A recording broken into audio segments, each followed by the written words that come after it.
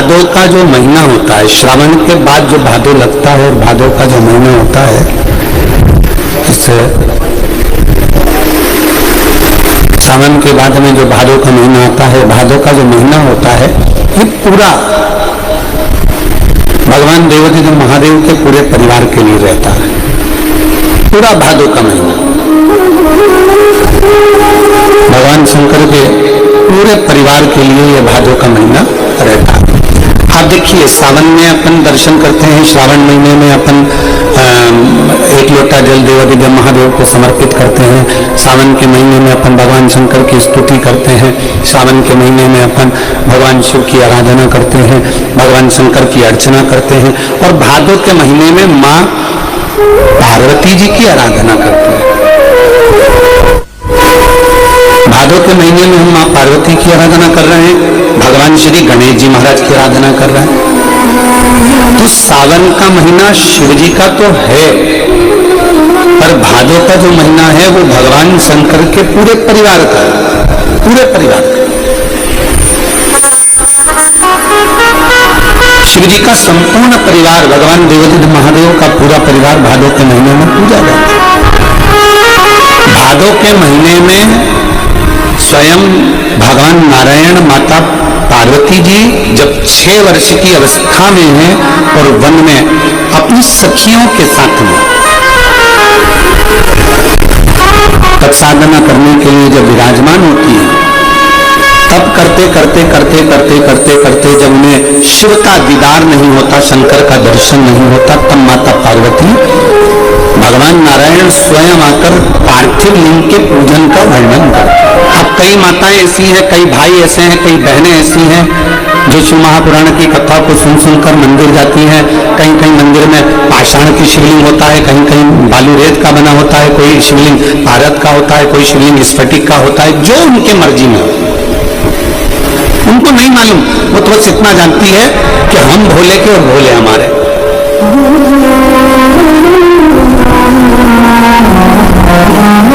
कई कई माताएं कहती हैं, गुरुजी हम जिस मंदिर में जल चढ़ाने जाते हैं वहां का जो शिवलिंग है उसकी दिशा पूरब में, कोई कह देता है पश्चिम में है, कोई कह देता है दक्षिण में है, कोई कह देता है उत्तर में है, कोई कहता है हमको मालूम ही नहीं कि हम जिस मंदिर में जल चढ़ा रहे हैं उसकी दिशा किस ओर है।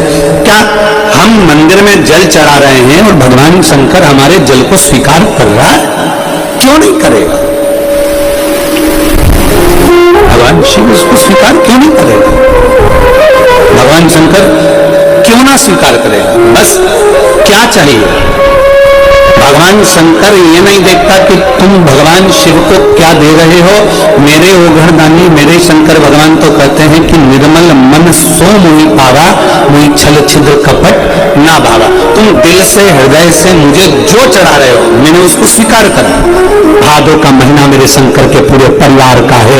जब हरतालिका तीज का फुलेरा बनता है उसके दूसरे दिन गणेश जी आ जाते हैं। गणेश जी के बाद रिद्धि सिद्धि आ जाती है। रिद्धि सिद्धि के बाद स्वयं सदानंद कार्तिकेय आ जाते हैं। सदानंद कार्तिक के बाद में नारायण लक्ष्मी को लेकर दिवाली के टाइम आ जाते हैं। ऐसा शरद पूर्णिमा की चंद्रमा आ जाती है, अमृत तत्व बरसने लगता है। हरतालिका तीज के बाद त्योहार क्यों चालू होते हैं? भादो की हरतालिका तीज के बाद में हस्त नक्षत्र के बाद ये त्योहार क्यों चालू होते हैं? क्योंकि भादो के महीने में जो फुलेरे का दर्शन कर लेता है तो उसके घर में बुद्धि के देव गणेश, उसके घर में रिद्धि सिद्धि, उसके घर में लक्ष्मी नारायण, उसके घर में स्वयं देवता सब आकर विराजमान होना चालू हो जाते हैं। ये फुलेरे का महत्व है। माता पार्वती जी ने भगवान देवाधिदेव महादेव से जब अपने मन की बात का एक भाव प्रकट किया, संतान प्राप्ति के लिए तो सुख का अनुभव कराने का भाव किया। और एक बात अपने दिल कर उतारी है,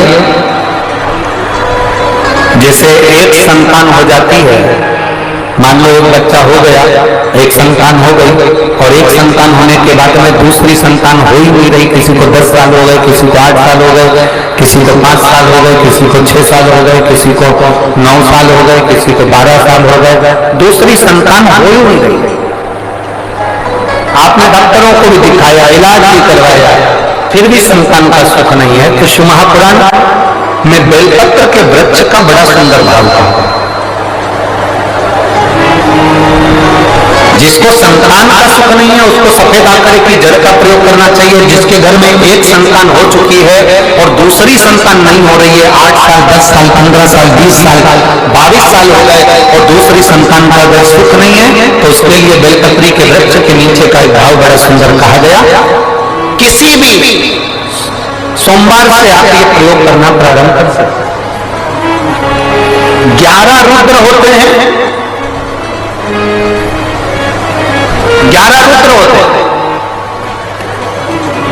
एक सोमवार को बेलपत्री के वृक्ष के नीचे जाइए और बेलपत्र के वृक्ष के नीचे जाकर एक एक रुद्र का स्मरण करना। क्या है?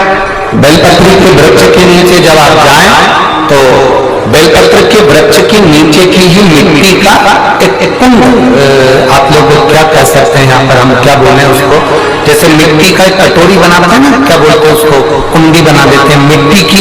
बेलपत्री के वृक्ष के नीचे की ही मिट्टी, उसी मिट्टी का एक छोटा सा एक कुंडा बनाना उसको मिट्टी का।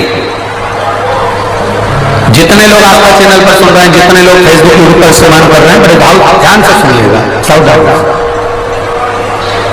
मिट्टी की कुंडी बनाई, उस कुंडी में जल समर्पित कर दिया और जल चढ़ाने के बाद में एक घी का दिया लगाकर वहीं पर थोड़ा सा मीठा, कुछ भी जो आपके पास में हो, घर में जो भी उस समय पर आपके साथ में हो, या तो दूध घर का मीठा हो, जैसे मावे का, खोए का हो या खीर हो, तो वहीं पर एक कटोरी में थोड़ा सा रख दीजिए और उस कुंडी में जो जल चढ़ाया गया है वहां पर उस बेलपत्री के वृक्ष के नीचे भगवान शंकर के 11 जो रुद्र हैं उसमें से एक एक रुद्र का आपको स्मरण करना। 11 रुद्र का नाम क्या है? तो पहले नंबर पर आता है कपाली, दूसरे नंबर पर आता है पिंडर, तीसरे नंबर पर आता है भीम, चौथे नंबर पर आता है गुरुपाद, पांचवें नंबर पर आता है बिलोही, छठे नंबर पर आता है शास्त्र, सातवें नंबर पर आता है अजपात, आठवें नंबर पर आता है अहिष्णु और 9वें नंबर पर आता है शंभु, 10वें नंबर पर आता है चंड और 11वें नंबर पर आता है भव।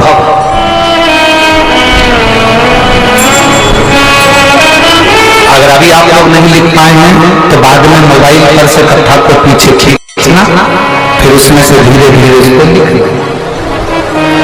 एक रुद्र के नाम से एक कुंड का निर्माण करा, पूजन करी, घी का दिया लगाया, वहां जो मीठा रखा है उसको लिया, कुंड में से थोड़ा सा जल लिया, बेलपत्री के पेड़ के नीचे आचमन किया, जो मीठा रखा है वो ले जाकर रात्रि के समय पर सोने से पहले पति पत्नी उसको पाए और साथ रहे। एक सोमवार को ये प्रयोग करना है। फिर दूसरे सोमवार को दूसरे जो एकादश, जो 11 रुद्रों का जो वर्णन किया गया है, एक एक रुद्र का नाम लेकर एक बार कुंड का निर्माण करना है। दूसरे सोमवार को जैसे एक बार आपने अगर कपाली नाम से पूजन करी, दूसरे नंबर पर पिंडल नाम से पूजन करी, तीसरे नाम पर भीम नाम से, फिर आप विरूपाक्ष नाम से, ऐसे एक एक सोमवार करना है। 11 सोमवार और 11 सोमवार जैसे तुम्हारे पूर्ण होंगे, भले 10 साल हो गए हों चाहे 15 साल हो गए हों, गर्भ जरूर पूरेगा और संतान की प्राप्ति जरूर हैं और गर्भ फेर जाता है। लगभग 4-5 रुद्र पूरे होते हैं और गर्भ फेर जाता है। तो आप जो 11 रुद्र हैं इनका स्मरण कर कर भी भगवान शंकर से प्रार्थना कर सकते, भगवान शिव से प्रार्थना।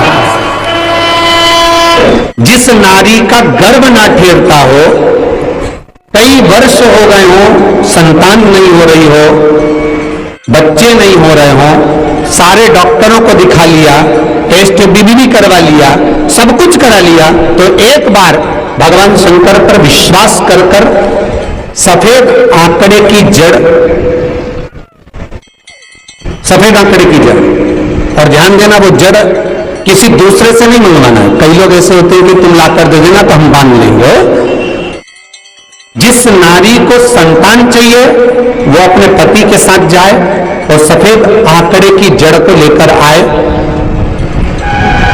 रजस्वला धर्म के 7वें दिन उस जड़ को शंकर जी के मंदिर में लेकर जाए, तुमरुका जी का नाम लेकर 21 बार घुमाए और फिर आखिरी में अपना नाम और गोत्र बोले, पति का नाम बोले, झोली पसार कर बाबा से विनती कर कर कि मेरे घर में भी संतान हो, ऐसी प्रार्थना कर कर उस जड़ को लाल धागे में मंदिर के अंदर ही कमर में उसको बांध ले। महाराज कई लोग ऐसे हैं 18, 19, 20 साल जिनको हो गए, जिनके घर में संतान नहीं हुई और बाबा विश्वनाथ ने उनकी गोदियां भर दी। बाबा की ऐसी कृपा बनी। ये बाबा की कृपा। शनिवार का दिन है जिस दिन अपनी इस दरिद्रता से मिलने के लिए पीपल के पेड़ के नीचे आए हैं। हिंदू धर्म में ये दिन पीपल के वृक्ष के लिए पूजनीय होगा। जो भी शनिवार के दिन पीपल के वृक्ष की पूजन करेगा, दूध चढ़ाएगा या मिष्ठान का भोग लगाएगा, लक्ष्मी और नारायण उसके घर में प्रवेश कर जाएगा। लक्ष्मी और नारायण उसके घर में प्रवेश करना। और एक पीपल का पत्ता अवधूतेश्वर महादेव का नाम लेकर शंकर पर चढ़ाकर उसको गाय के दूध में उकाल कर रात्रि को दोनों पति पत्नी अगर पीकर सोते हैं, 3 महीने में भगवान भोलेनाथ उसकी गोद भर देते हैं। ये शिव का शंकर देता जरूर है। माता अंजना के यहाँ स्वयं शिव महापुराण की कथा कहती है, स्वयं शास्त्र वर्णन करता है, माता अंजना माता के गर्भ से संतान नहीं हुई। 42 वर्ष की माता अंजना हो गई थी और 42 वर्ष की होने के बाद भी माता अंजना के गर्भ से संतान नहीं थी। जब संतान नहीं हुई तब बार बार निवेदन करा महाराज केसरी से, तब नहीं संतान हुई तब अपने पिता से जाकर निवेदन करा, पिताजी गौतम बाबा से निवेदन करती है माता अंजना कि मेरे गर्भ से संतान नहीं, मुझे औलाद नहीं, क्या करूं? तब गौतम बाबा ने कहा एक पार्थिव शिवलिंग का निर्माण करो, मिट्टी का शिवलिंग बनाओ, उसकी पूजन करो। और माता अंजना उस मिट्टी के शिवलिंग के पूजन में ऐसी लीन हो गई कि मिट्टी का शिवलिंग का निर्माण करती, पूजन करती। एक बार देवाधिदेव महादेव ने कह दिया, जाओ पार्वती जरा जाकर पूछो कि अंजना को चाहिए क्या? तो मालूम पड़ा संतान चाहती है, किसके जैसी? तो कि जिसकी मैं पूजन कर रही हूं इसी के जैसी। तो शंकर भगवान बोले मुझे और औलाद के रूप में मैं कभी किसी माता के गोद में नहीं खेला, क्योंकि वो तो आज जन्मा है, आज जन्मा। मैं किसी के माता की गोद में नहीं खेला और मांगा जा रहा है कि आपकी जैसी संतान आपकी जैसी चाहिए। शंकर ने कहा मेरे तेज पुंज के 6 भाग होंगे, एक नहीं अंजना के 6 पुत्र होंगे। कितने? हनुमान जी कितने भाई थे? हनुमान जी सगे भाई कितने थे? 6। हनुमान, गतिमान, रतिमान, मेतुमान, केतुमान, हनुमान जी 6 भाई, एक नहीं हुआ। शंकर जब भी देता है तो छप्पर फाड़ कर देता है, कोई एक दे थोड़ा सा, वो तो खूब देता है।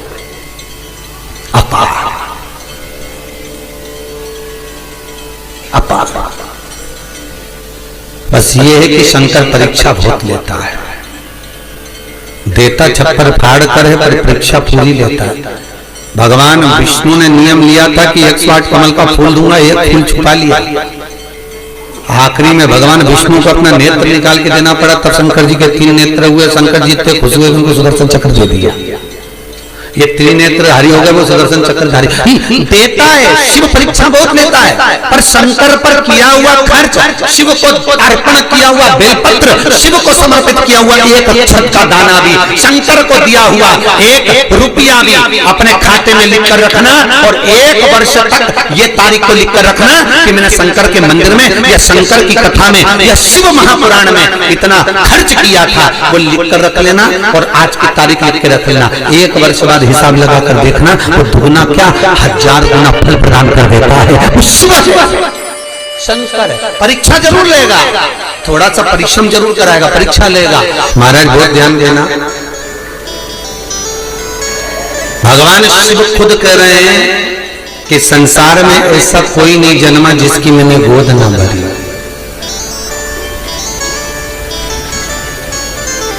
कई लोग कहते हैं महाराज जी औलाद नहीं है, संतान नहीं है, बच्चे नहीं है। हम कहते हैं कुछ मत करो, बन सकता है तो शंकर की आराधना करो। बहुत ध्यान देना, शिव की आराधना। जिस नारी के गर्भ गिर जाता हो, जिस नारी के संतान नहीं हो पा रही हो, जिस नारी को बच्चे नहीं होते हो, या बार बार गर्भ गिर रहा हो, या डॉक्टर कह दिया कि नाल में बच्चा लपटा हुआ है, कुछ मत करो, एक श्रीफल उस पर एक वस्त्र लपेट कर भगवान शंकर को उस नारी का नाम और गोत्र लेकर समर्पित कर दो, आखा की आखा उस नारी का जापा आराम से होता है।